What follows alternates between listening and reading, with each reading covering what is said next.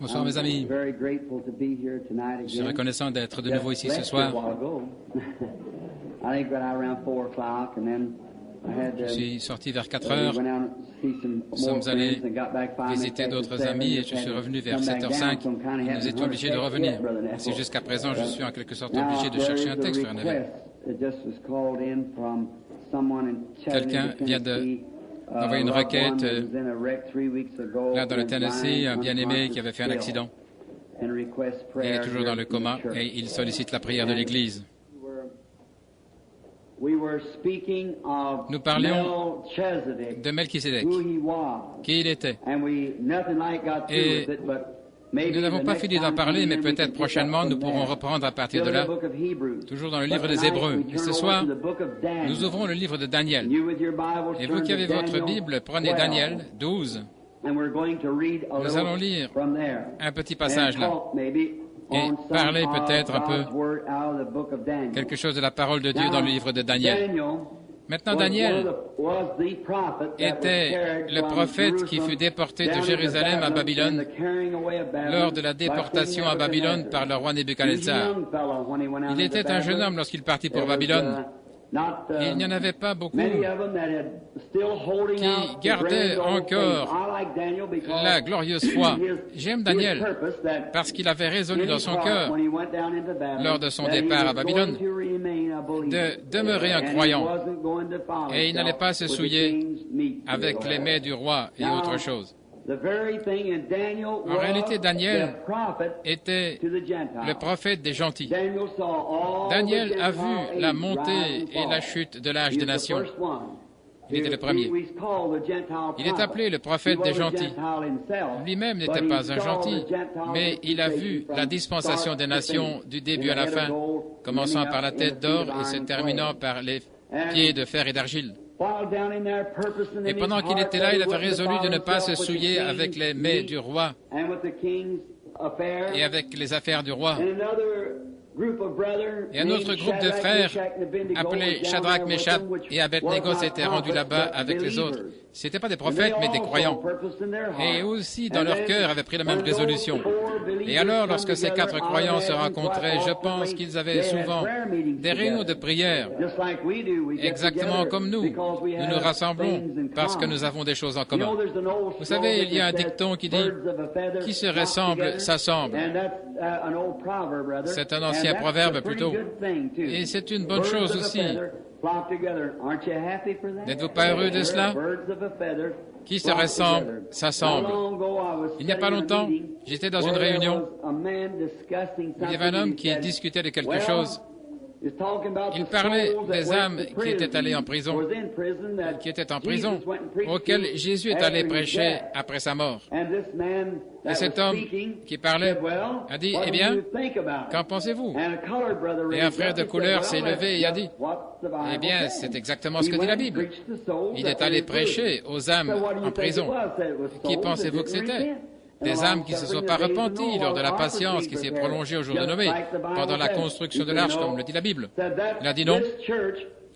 Il s'agit de cette Église-ci en train de prêcher à ces pentecôtistes qui sont dans cette dénomination pour les faire sortir de prison. Maintenant, écoutez ceci, frère. Les pentecôtistes n'étaient même pas mentionnés là. Il a simplement dit qu'il est allé prêcher aux âmes qui étaient en prison. Et j'ai dit, Amen, c'est vrai. Et ce prédicateur tourna le regard vers moi, il a dit, qui se ressemble, s'assemble. Et j'ai dit, c'est vrai, ce sont des frères d'une même précieuse foi, qui croient tout simplement ce que disent les Écritures et que c'est la vérité. Daniel avait 3 de ses compagnons qui étaient avec lui. Vous savez, il est bon quand on est loin de chez soi de trouver quelqu'un qui est à vos côtés, qui vous soutient, un véritable bon ami.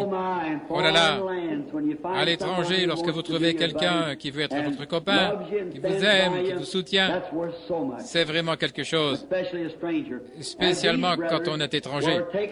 Et ces frères avaient été déportés, leur ville avait été brûlée et tous leurs vases et les objets sacrés de Dieu avaient été emportés à Babylone et placés dans la maison de trésor du roi Nebuchadnezzar, un très grand roi des nations. qui les avait amenés là. Maintenant, si Dieu a permis cela, que leur ville soit brûlée, que leur église soit brûlée et qu'on les déporte là, c'est parce qu'ils s'étaient éloignés de Dieu. Mais il a toujours un croyant sur qui il peut mettre la main et dire « Celui-ci est mon serviteur ».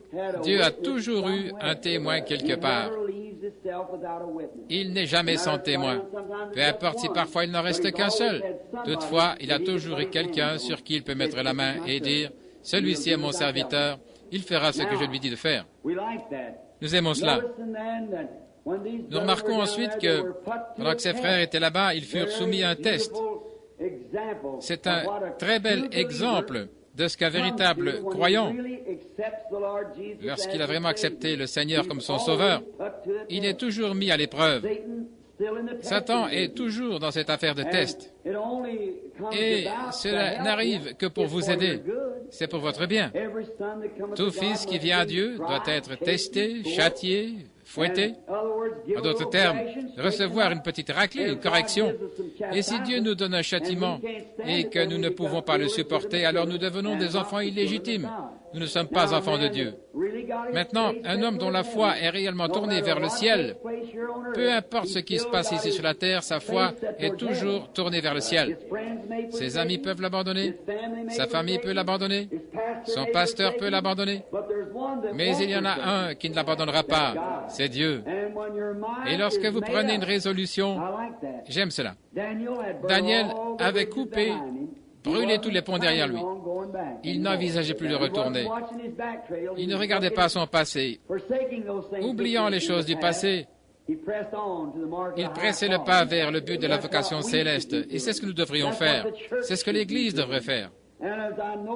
Et comme je peux le constater, par la suite, Dieu permit à Satan de le soumettre au test. Oh, ils furent éprouvés par le feu. Ils furent aussi éprouvés dans la fosse aux lions. Et chaque fois, Dieu les fit sortir plus que vainqueurs.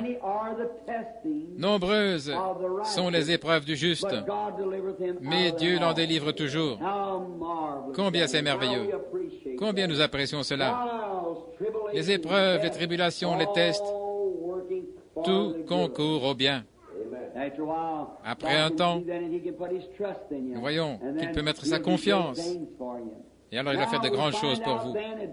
Nous voyons ensuite que Daniel est devenu un instrument dans la main de Dieu pendant qu'il était loin des siens, loin de sa ville natale, loin de son église. C'est dans une terre étrangère que Dieu l'a utilisé. Maintenant, vous pouvez vous trouver loin de tout. Vous pouvez être loin de vos bien-aimés ou loin de votre Église, mais cependant, vous pouvez être un instrument dans les mains de Dieu. Dieu peut vous utiliser, soit pour témoigner, soit pour n'importe quel service qu'il désire que vous accomplissiez pour lui. Ce sont de beaux exemples. La Bible est simplement pleine de ces choses. Partout où vous l'ouvrez. N'aimez-vous pas lire la parole? Oh, parfois rien qu'en la lisant, je pleure. Il y a quelques jours, j'étais en train de lire là au bureau et j'ai dû simplement m'asseoir et pleurer comme un enfant.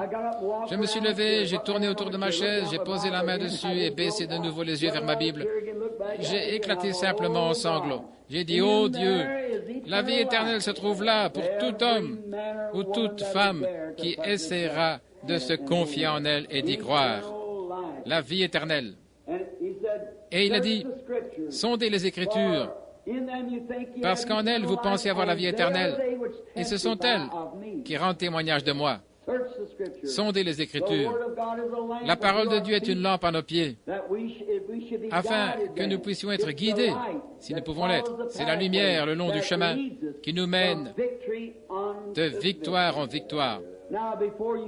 Mais avant de remporter une victoire, il doit y avoir une bataille. Et s'il n'y a pas de bataille, il n'y a pas de victoire. Ainsi, nous devons être reconnaissants pour les batailles et les épreuves. C'est Dieu qui nous offre l'occasion de remporter des victoires. Oh là là, cela ne rend-il pas les choses un peu meilleures? Voyez-vous, les batailles surviennent, quelqu'un dit du mal de vous, la maladie vous atteint.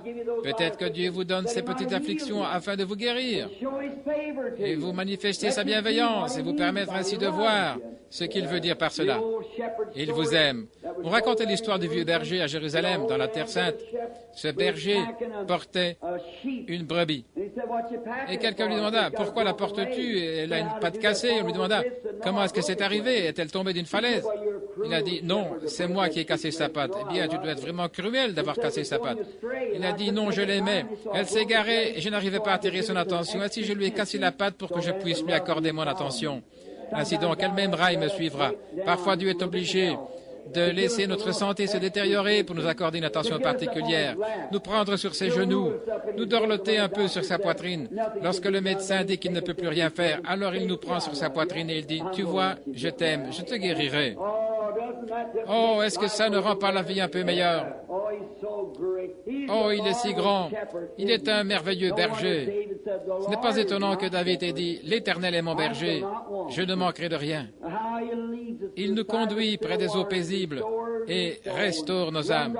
Il fait déborder nos coupes et nous oint en présence de l'ennemi.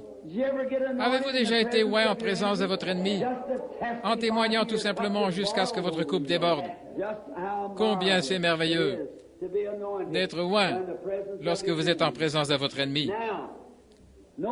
Maintenant, remarquez, alors Dieu prit le roi Nebuchadnezzar et fit de lui un instrument dans sa main.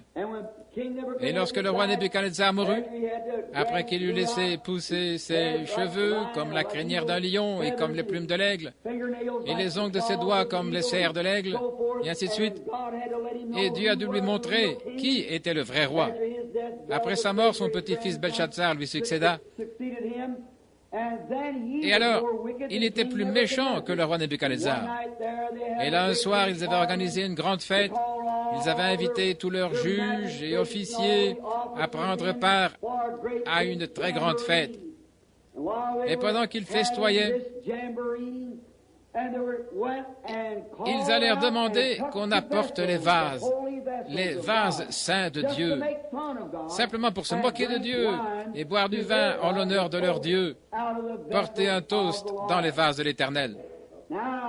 Maintenant, il est permis à un homme d'aller jusqu'à un certain point, mais il existe une ligne de séparation entre la vie et la mort qu'il ne doit jamais franchir.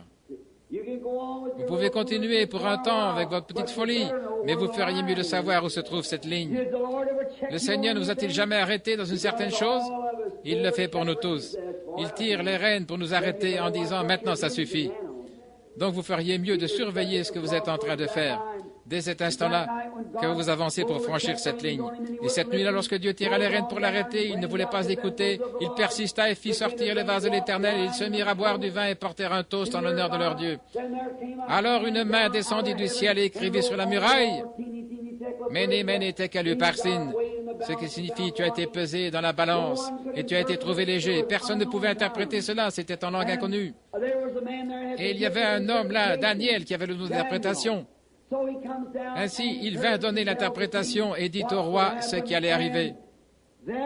Et là, Dieu détruisit cette nation, Babylone. Pendant que Daniel était là, il eut d'importantes visions. Et il écrivit ces visions pour cette grande consolation que nous avons aujourd'hui.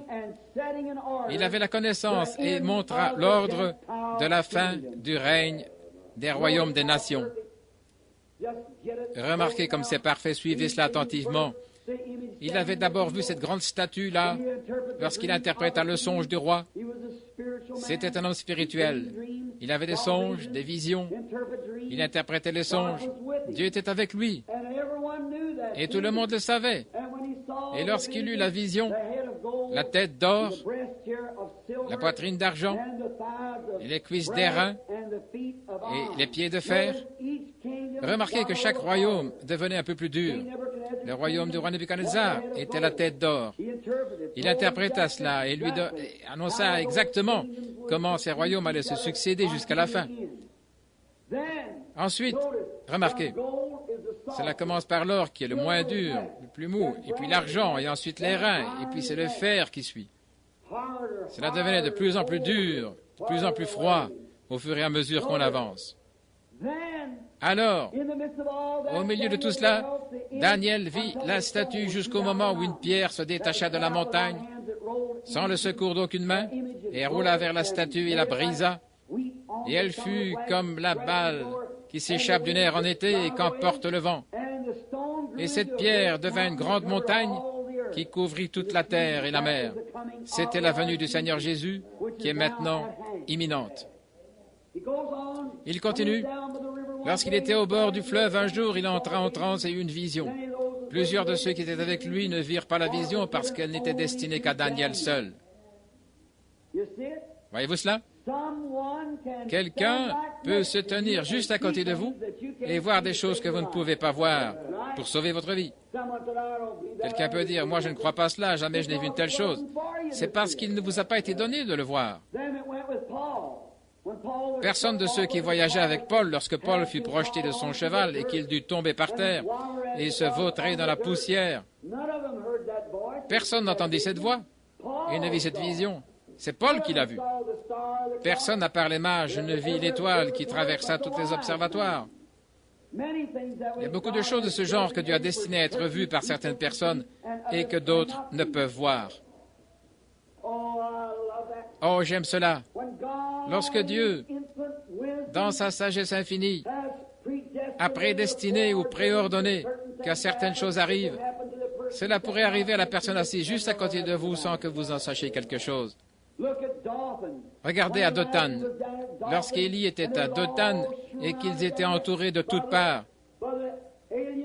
par des étrangers, l'armée syrienne qui était à la recherche d'Élie, le prophète, il s'était rendu compte que chaque fois que les Syriens allaient faire la guerre à Israël, eh bien les Israélites leur tendaient des embuscades.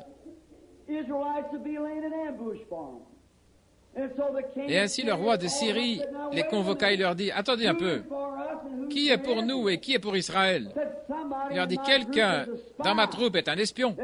C'est lui qui va révéler à Israël l'endroit exact où nous passons, car ils sont toujours là à nous attendre. » Et un homme qui avait un peu de spiritualité dit, « Non, mon père, car il sait dans sa chambre à coucher ce que vous allez faire. » Amen. Oh, lorsque les puissances atomiques vont secouer, je suis si heureux que la parole de Dieu nous ait dit où aller. Fouillez vers le rocher, Christ Jésus. Toute personne qui se trouve dans ce rocher est à l'abri et en sécurité. Rien ne peut vous nuire. Ni les bombes atomiques, ni les bombes au cobalt, ni rien d'autre ne peut toucher ceux qui sont protégés par Dieu. Ils sont à l'abri en sécurité, ils sont ancrés. Quel merveilleux espoir nous avons en Christ Jésus. Un homme était avec lui, là, son serviteur, un garçon spirituel, qui marchait avec lui et versait de l'eau sur les mains du prophète. Il occupait une position élevée. Mais lorsqu'il vit l'armée syrienne tout autour de Dothan, cernée de toutes parts, il dit, « Oh, mon père, regardez là-bas! Quelle grande multitude! Nous sommes encerclés! » Eh bien ça, c'est le côté naturel. Lorsque tout semble aller mal, qu'on vous pointe du doigt disant ceci et cela, et que le médecin dise que vous ne pouvez pas guérir, et ainsi de suite, il est tout à fait naturel que vous disiez, « Hélas, c'est la fin. » Mais il y a dit, « Ceux qui sont avec nous sont plus nombreux que ceux qui sont avec eux. » Eh bien, vous pouvez imaginer comment ce prophète, ou plutôt le serviteur Géasi, comment il se sentait. Il a dit, « Eh bien, moi je ne vois personne. » Et il a dit, « Oh Dieu, ouvre les yeux de ce garçon. » Et aussitôt, Dieu fit quelque chose. Voilà, saisissez bien, lorsque Dieu ouvrit ses yeux spirituels, là, tout autour du prophète, il y avait des chars de feu et des anges de feu. Eh bien, ces chars de feu surpassaient en nombre l'armée syrienne par milliers. Les montagnes étaient en feu. Des anges de feu, des chevaux de feu, des chars de feu. Et la Bible dit, les anges de Dieu campent autour de ceux qui le craignent. C'est la même chose ce soir. Je me demande ce qui arriverait si un homme ici avait le pouvoir de vous ouvrir les yeux et qu'il dise, « Regardez qui se tient autour de ce tabernacle ce soir. » Vous resteriez un membre ici le reste de votre vie. Assurément, oui monsieur. Parfois bien que vous ne puissiez voir avec vos yeux naturels, vous pouvez néanmoins ressentir l'impulsion. Quelque chose ici, un sixième sens qui indique que quelque chose est tout près. Voyez-le ce matin, ouvrir les oreilles des sourds, faire marcher des estropiés de la polio, comme s'ils ne souffraient de rien. Qu'est-ce que c'est? C'est le sens qui est à l'intérieur. Je veux dire le sixième sens. l'esprit qui est conscient que quelque chose est près de vous. Ayez foi en Dieu. Maintenant, il ne vit pas cela au premier abord.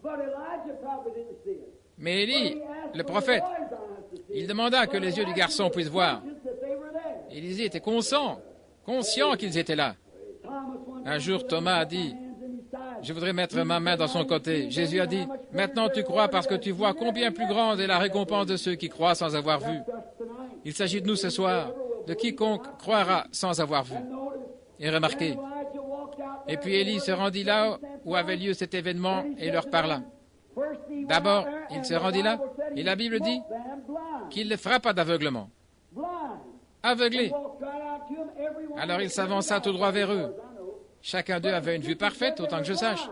Mais l'Écriture dit qu'ils étaient aveugles.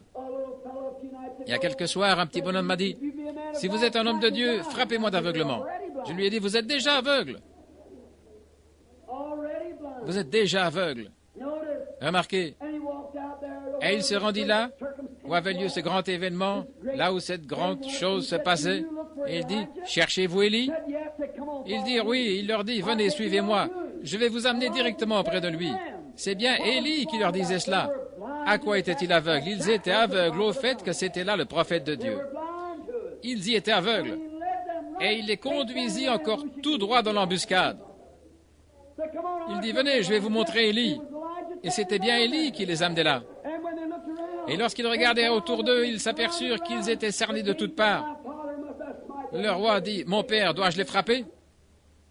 Il dit, « Ferais-tu que quelqu'un de prisonnier puisse le frapper ?» Il dit, « Donne-leur quelque chose à manger et renvoie-les dans leur pays. » Voilà la façon de mettre fin aux guerres, n'est-ce pas? Quel principe aujourd'hui? Nourrir son ennemi, faire du bien à ceux qui vous maltraitent. Amen. Là, maintenant, l'aveuglement. Maintenant, Élie, plutôt je ne vais pas dire Élie, mais Daniel. Daniel vit les choses à l'avance. Il était un prophète. Il a vu la venue du Seigneur. Il a vu venir le temps de la fin. Il vit le commencement des gentils. Et si vous remarquez, les gentils commencèrent avec l'adoration d'une idole. Ils adoraient une grande idole dressée là dans le champ, l'idole d'un homme. Je crois que c'était Daniel lui-même, car le roi Nebuchadnezzar l'avait nommé Belshazzar, lequel était son Dieu, et il commence à adorer une statue d'un juste et saint homme. Mais Daniel refusa de le faire. Et de même, les enfants hébreux, Shadrach, Meshach et Abednego. C'est de cette façon que cela avait commencé. Et cela fut condamné. Cette tête d'or avait commencé par l'adoration d'une image. On était obligé de l'adorer. Et cela se termina par une main surnaturelle écrivant dans une langue surnaturelle, de sorte que seule une connaissance surnaturelle pouvait saisir. Amen. C'est de cette façon que le royaume des gentils avait commencé, et il se terminera de la même manière. Par des œuvres surnaturelles, par une interprétation surnaturelle. Vous savez de quoi je parle. Le surnaturel en action. Oh, comme c'est merveilleux. N'êtes-vous pas heureux ce soir de croire au surnaturel? Oui. Et après ces visions, souvent, il lui montra exactement où seraient les nations. Il lui montra qu'il y avait encore tant d'années qui étaient réservées aux Juifs. Il dit que le Messie viendrait. Il prophétiserait dans la 70e semaine, ce qui fait 3 ans et demi. Et au milieu de cela, il serait retranché, ce qui fait 7 ans. 70 semaines sont fixées sur ton peuple, 7 ans de prophétie aux Juifs. Et il a dit, et le Messie, le prince, viendra et prophétisera. Au milieu de cette semaine, 7 jours, il sera retranché. Lorsque l'abomination qui cause la désolation s'établira en son lieu, alors les gentils fouleront aux pieds les murs de Jérusalem pour un temps, des temps et la moitié d'un temps. Maintenant, quand le Messie est venu, Jésus, il prêcha exactement 3 ans et demi et fut retranché comme sacrifice. L'oblation quotidienne fut supprimée et la désolation, l'abomination qui cause la désolation, la mosquée d'Omar, se trouve aujourd'hui à la place du Saint-Temple. La mosquée d'Omar se trouve exactement là où le temple se tenait. Et il dit que les murailles de Jérusalem seraient foulées aux pieds, là à Jérusalem, jusqu'à ce que la dispensation des gentils se termine. Mais cependant, à la fin de la dispensation des gentils, il restera encore 3 ans et demi aux Juifs. Maintenant, observez l'une des choses les plus frappantes de l'histoire prophétique. Je ne prétends pas connaître la prophétie de la Bible, mais c'est comme de lire un journal. C'est plus clair. Et nous savons que ce que nous lisons ici est la vérité. Remarquez, pendant 2500 ans, les Juifs ont été dispersés dans chaque nation sous le ciel. Comme Dieu avait endurci le cœur de Pharaon pour les ramener, il a endurci le cœur d'Hitler, le cœur de Mussolini et ainsi de suite, jusqu'à ce qu'il les reconduise en Palestine. À leur retour, ils se sont créés une nation. Et le 6 mai 1947, le drapeau juif fut élevé sur Israël pour la première fois depuis 2500 ans. Le plus vieux drapeau au monde fut hissé pour la première fois depuis 2500 ans. Et il a dit que dans les derniers jours, il élèverait un étendard sur Jérusalem, montrant que le temps est proche. Et remarquez, il n'y a pas longtemps ici, j'ai vu la projection d'un film prophétique à ce sujet, et ils amènent ces Juifs par milliers par avion. Vous avez vu cela dans les journaux. Le magazine Look et Life ont publié cela. Des milliers de Juifs qui retournaient. Et on leur a posé la question disant, pourquoi retournez-vous? De vieux estropiés étaient là, portés au dos par les jeunes gens. On leur a demandé, rentrez-vous dans votre pays pour mourir? Ils ont répondu, non, nous rentrons pour voir le Messie. Jésus a dit, lorsque vous verrez le figuier bourgeonner et tous les autres arbres bourgeonner, sachez que le temps est proche, ou précisément que le printemps est proche, l'été. Ainsi, lorsque vous verrez ces choses arriver, levez vos têtes, votre rédemption est proche. Comme ce monde est ravagé par le communisme ce soir. Oh, il n'y a pas longtemps, je parlais à un homme, une des meilleures autorités que je connaisse, et lorsqu'il a parlé des choses concernant cette nation et le communisme, cela ferait s'entrechoquer vos genoux, c'est vrai. La manière dont elle est criblée, il n'y a plus rien de solide. Il est difficile de trouver cela, même dans notre propre pays. Il n'y a qu'une seule chose solide que je connaisse, c'est Jésus-Christ, le roc. Nous recevons un royaume qui ne peut être ébranlé. Et en ce jour, alors que toutes les autres choses sont en train de tomber, nous avons une fondation solide, le Seigneur Jésus-Christ. Entrez là, mes amis, c'est un abri au temps de l'orage. Quelle chose merveilleuse. Il vit tout cela arriver. Nous voyons les Juifs maintenant. La Bible dit que Jérusalem, et cela fleurirait comme une rose. Et qu'est-ce qu'ils ont irrigué cette terre? Et le prophète parlant en ces termes, en ce jour-là, l'eau viendra du nord. Il n'y avait pas d'eau là à cette époque, ni de rivière là à cette époque. Mais durant ces quelques dernières années, une source a jailli et est en train d'arroser les vallées. Avec leur irrigation, c'est l'une des plus florissantes régions agricoles du monde. Et il y a tous ces précieux produits chimiques là dans la mer morte. On trouve au fond de celle-ci tellement de produits chimiques que toute la fortune du monde ne pourrait les acheter.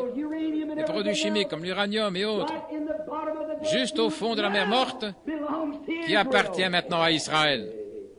Le figuier bourgeonne, pas seulement cela, mais les autres arbres bourgeonnent.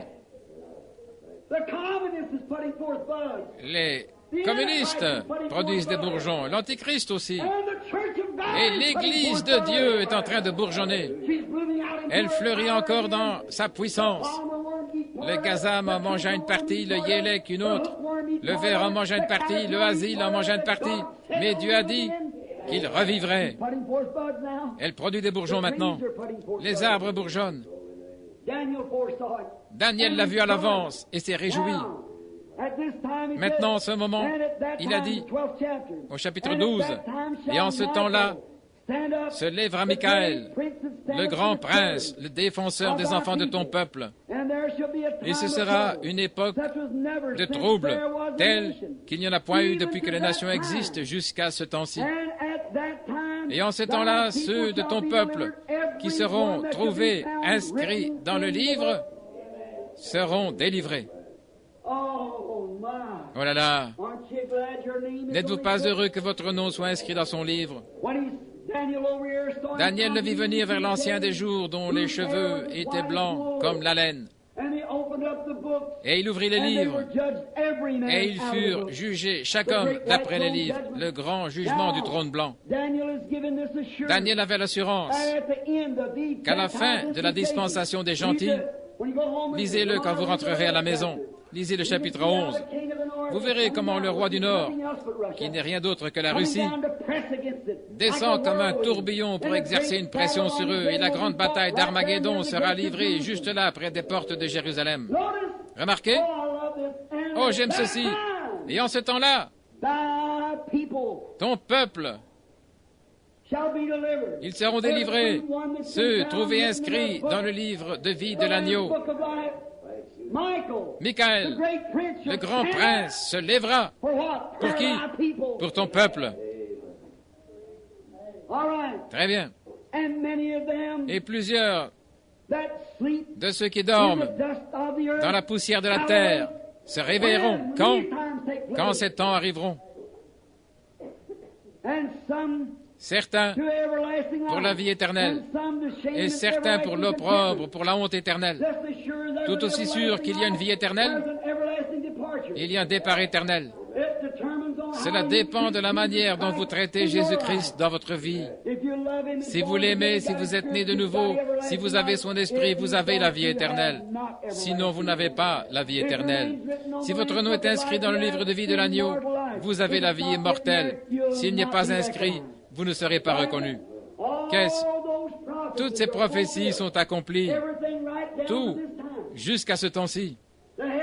La tête d'or a disparu, comme l'avait dit Daniel. Le royaume de Babylone, succédé par les Mèdes et les Perses. Et ils ont succédé au royaume babylonien, et ceux-ci sont tombés sous la domination de qui? Des Grecs, Alexandre le Grand.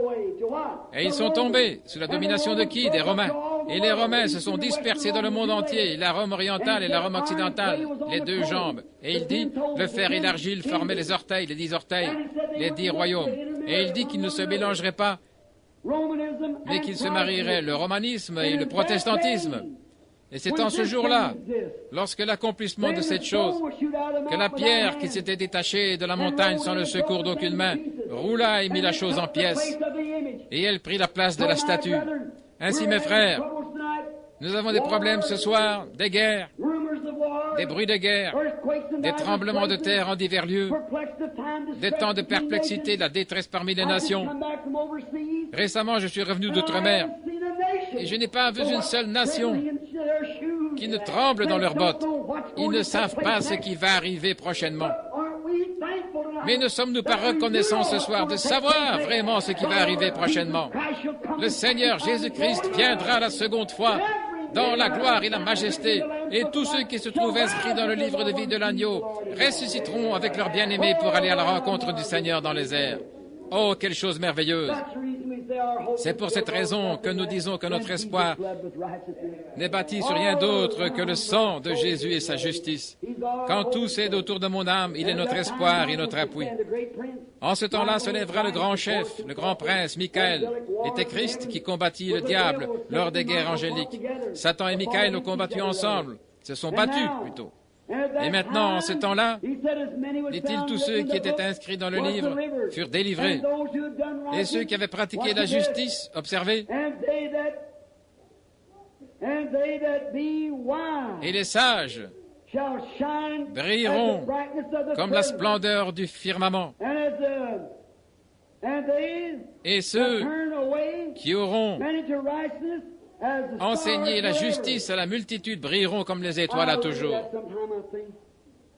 Oh, quand j'y pense, frère, parfois je sors le matin, j'aime me lever tôt. N'aimez-vous pas vous lever tôt? Je me souviens lorsque j'étais dans les montagnes avec les frères, très tôt le matin, vers 4 heures, nous nous levions là et voici que l'étoile du matin était suspendue là. C'est juste avant le lever du jour qu'il fait vraiment sombre. Nous voyons les ténèbres se rassembler. Qu'est-ce? c'est la lumière faisant pression sur les ténèbres. L'une des deux doit céder. Tout ce qui rampe, courait ça et là pendant la nuit, mais dès que le soleil se lève, ils vont se cacher dès que la lumière brille. La nuit et la lumière ne peuvent pas coexister. C'est soit les ténèbres, soit la lumière. Et la lumière est de loin plus puissante que les ténèbres. Christ est bien plus puissant que le mal du monde. Maintenant, les hommes de science nous ont appris que dès que la lumière commence à apparaître, elle condense les ténèbres, et les ténèbres se rassemblent pour combattre la lumière. Mais la lumière triomphe et apparaît. Et la Bible dit que dans les derniers jours, Satan rôderait comme un lion rugissant. Il rassemble tous ses ennemis, tous ses amis, nos ennemis, et les réunit et aboutit sous une grande tête, la marque de la bête. Dans le domaine ecclésiastique, la confédération des églises, tous s'unissent et se créent une grande organisation, pareille au catholicisme. Et les empires du monde s'unissent et aboutissent à une grande tête, là, dans le domaine politique, appelé le communisme. Et la vie de Dieu fait pression. Qu'est-ce qui se passe au même moment pour susciter cela? L'Église chrétienne, l'Église du Dieu vivant, est en train d'être ointe. La puissance vient vers elle. Elle reçoit le Saint-Esprit. L'année passée, chez les gens du plein évangile, il y a eu 1 500 000 conversions. Le nombre le plus élevé qui a été atteint dans le pays depuis des années et des années. Nous ne sommes plus dans une allée. Nous sommes là-haut, là, dans le boulevard Alléluia. Nous ne sommes plus au hangar. 1 500 000 conversions l'année passée chez les gens du plein évangile, surpassant le catholicisme et les autres. Oh là là. Qu'est-ce? La lumière se rassemble. De grandes réunions de guérison ont balayé le globe. Alléluia. Des campagnes de guérison se poursuivent là, au loin, en Formose. Des campagnes de guérison là, au Japon. Des campagnes de guérison dans les régions glaciales du Nord. Des campagnes de guérison partout dans le monde. Alléluia. Et les gens reçoivent le Saint-Esprit. Nous sommes au temps de la fin. Qu'est-ce que cela a comme effet? Et le diable dit, c'est mon temps maintenant. Il réunit ses forces, la confédération des églises. Et il essaye d'arrêter la chose en disant, ils ne sont rien qu'une bande de moulins à parole, ils ne valent rien. Ce n'est que du fanatisme. Les œuvres du Saint naturel, ça n'existe pas. Et au même moment, le président de l'Association médicale américaine écrit un article dans un journal disant « Nul n'a le droit d'entrer dans une chambre de malade pour administrer des soins aux gens qui ne croient pas au Dieu Tout-Puissant et qui ne l'acceptent pas comme leur aide. » Le magazine Christian Herald, les médecins ont rédigé un article élogieux que je ne saurais écrire moi-même. Au milieu de tout cela, Dieu amènera ses ennemis à témoigner pour sa gloire. Oui, monsieur. Le médecin a dit, nous ne pouvons qu'apporter une assistance, mais c'est Dieu qui est le guérisseur. Je dis, ces grands hommes ne font que découvrir ce que nous, une bande d'ignorants, connaissions depuis toujours. C'est juste.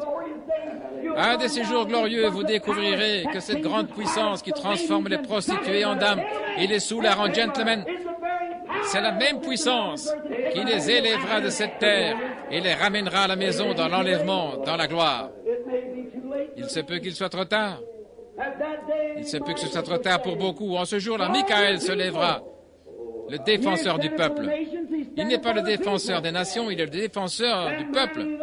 Et plusieurs de ceux qui dorment dans la poussière de la terre, certains ressusciteront pour la honte et l'opprobre éternel, mais les sages qui ont enseigné la justice à la multitude brilleront comme les étoiles à toujours et à perpétuité. Alléluia. Une tente ou une belle maison, pourquoi me ferais-je du souci? Un palais est en construction pour moi. Venez me rendre visite un jour. Qu'est-ce? Il m'est arrivé de sortir et d'observer cette glorieuse étoile du matin alors qu'elle commençait à se déplacer dans le ciel. Qu'annonce l'étoile du matin? Elle ne fait que refléter la lumière suprême du soleil qui apparaît. Est-ce correct? L'étoile du matin, savez-vous pourquoi elle est si brillante? Le soleil est tellement proche d'elle, il fait pression. Et l'étoile du matin, salut la venue du soleil. Vous, étoile du matin, il est temps d'aller saluer sa venue. Brillez, vous, étoile du matin, levez-vous tôt. Elle annonce que le soleil sera bientôt là.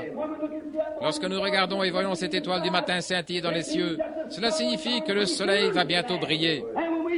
Et lorsque nous voyons les étoiles du matin de Dieu se lever et briller à la gloire de la résurrection de Jésus-Christ, cela montre que cette personne suprême fait pression. Les lumières se rassemblent et l'étoile du matin crie « Tenez bon, le jour ne va pas tarder à poindre. Tenez bon, le jour ne va pas tarder à poindre. Continuez simplement à tenir bon, comme Sœur Murphy et les autres avaient l'habitude de chanter. Continuez simplement à tenir bon, le jour sera bientôt là. Tenez bon jusqu'au lever du jour. Les étoiles du matin brillent pour le monde maintenant, éclairant le monde juste avant les grandes ténèbres et le grand tonnerre du ciel, la venue du Seigneur. Écoutez attentivement maintenant. J'observais l'étoile du matin, je me suis dit, oh, l'étoile du matin. Un jour, pendant que nous étions là, Frère Woods et moi, j'ai baissé les yeux, il venait d'allumer le feu, nous allions prendre le petit déjeuner, et je me suis retourné pour voir l'étoile du matin. Je me promenais là, dans les buissons de cèdre, et le vent murmurait à travers les pins, je me suis tenu là, je me sentais bien, respirant l'air frais du matin, et il gelait fort, si fort, que si quelqu'un descendait à la rivière prendre un seau d'eau, cela glaçait avant qu'il ne remonte. J'étais là, les mains levées. Là, je regardais l'étoile du matin. Et je disais, regardez ce que 45 ans ont fait de moi. Regardez ici, je deviens ridé, mes mains ridées. Les cheveux tombent, je perds mes dents. Oh, ce que 45 ans ont fait de moi. Mais je dis, regardez là, cette étoile du matin est tout aussi belle et brillante qu'elle l'était le jour où Dieu l'a lâchée de ses mains là en soufflant et en disant qu'elle brille. Puis j'ai pensé à cette écriture, j'ai dit, mais Dieu a promis que si nous sommes sages et si nous enseignons la justice à la multitude, nous allons briller plus que ces étoiles. Je pensais, étoile du matin, tu brilles maintenant, mais attends que nous soyons là. Alléluia, nous serons à jamais plus brillants que les étoiles.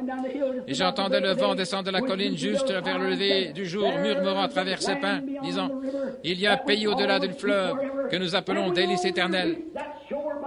Et nous n'atteindrons ce rivage que par les étapes de la foi. Un à un, nous atteignons le portail pour vivre là avec les immortels quand sonneront ces cloches d'or pour toi et pour moi. Quelle chose glorieuse! Les sages enseigneront la justice à la multitude et ils brilleront plus que les étoiles à toujours et à perpétuité. À toujours. Ainsi, quelle différence cela fait-il? À quoi sert ce petit instant ici, cette petite poussière de la terre? Un ver sans colonne vertébrale, un petit corps mortel qui devra se corrompre et retourner la poussière. Les vers qui sont dans le corps le mangeront. Oh là là, je vais me lever avec tout ce qui est en moi et briller pour la gloire de Dieu. Mettre de côté tout fardeau afin que le Saint-Esprit puisse transmettre ses puissances et sa gloire et la guérison des malades par la prédication de l'Évangile pour confirmer Jésus-Christ ressuscité des morts. Oh là là, à toujours et à perpétuité. Mais toi, Daniel, tiens secrète ces paroles et scelle le livre jusqu'au temps de la fin. Plusieurs alors le liront et la connaissance augmentera. Alors moi, Daniel, je regardais et voici, deux autres hommes se tenaient là debout, l'un en deçà du bord du fleuve et l'autre au-delà de la rive. Et l'un dit à l'homme vêtu de lin, le Saint-Esprit, qui se tenait au-dessus des eaux, les peuples et les multitudes, le Saint-Esprit sur les gens.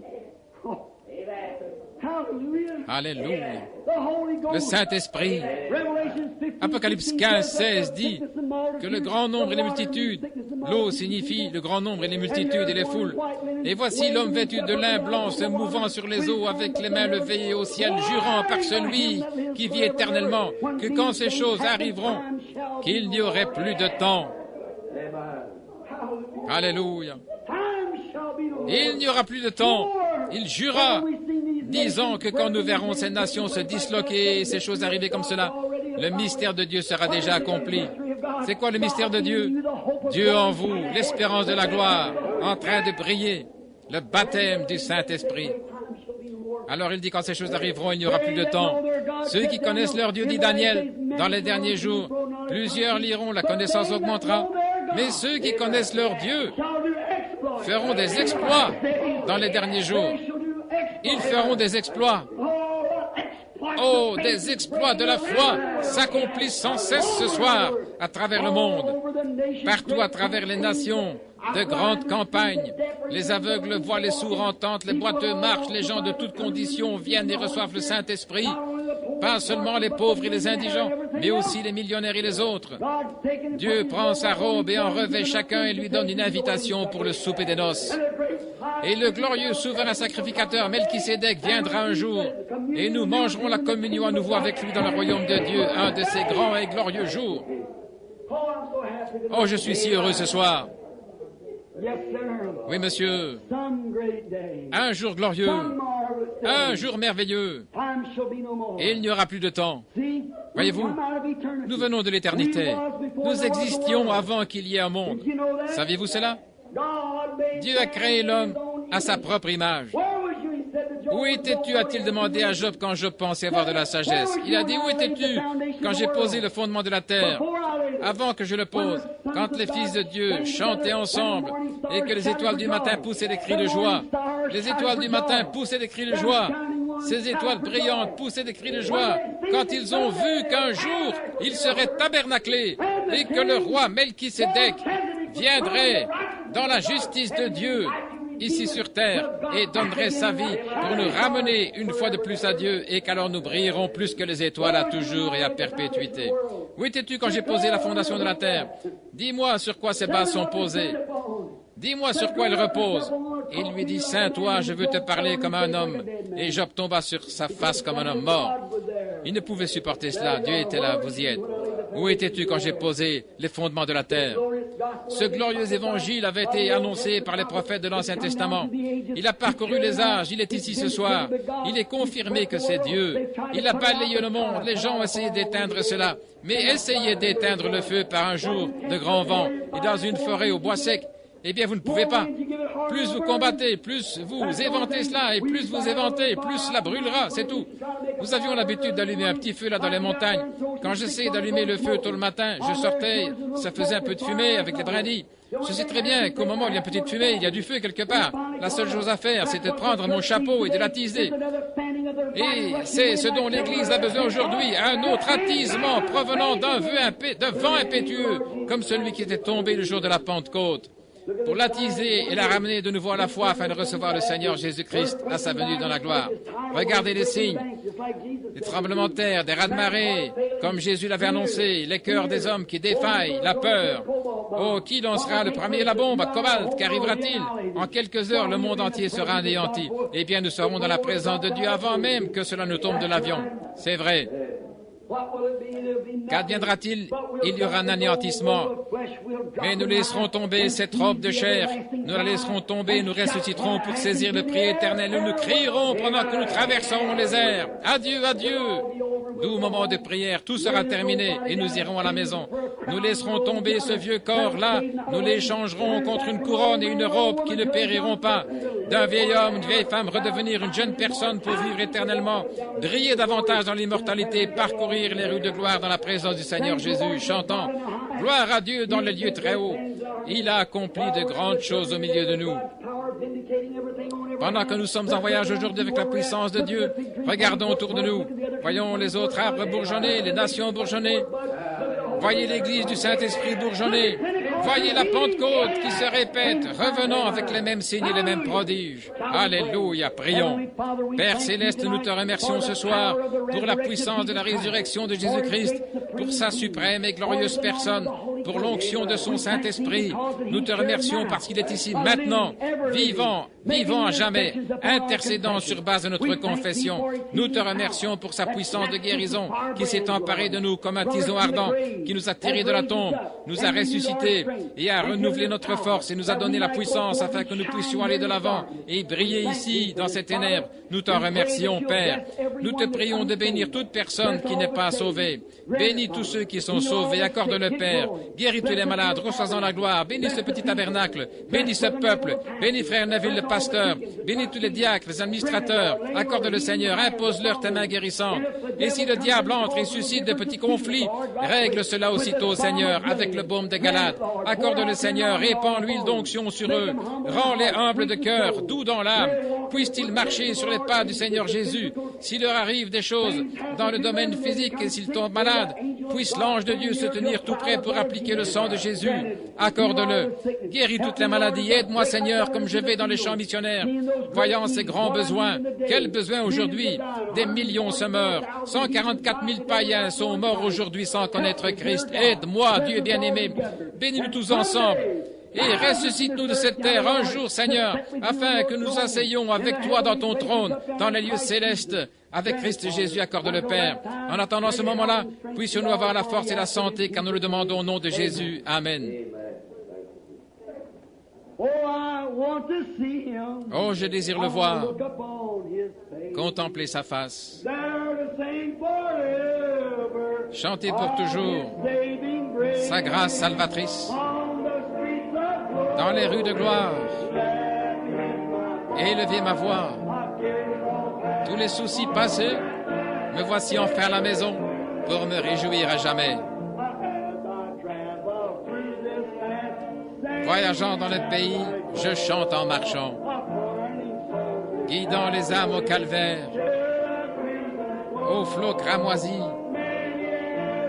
Beaucoup de flèches ont percé mon âme, dehors et dedans. Mais mon Seigneur me conduit.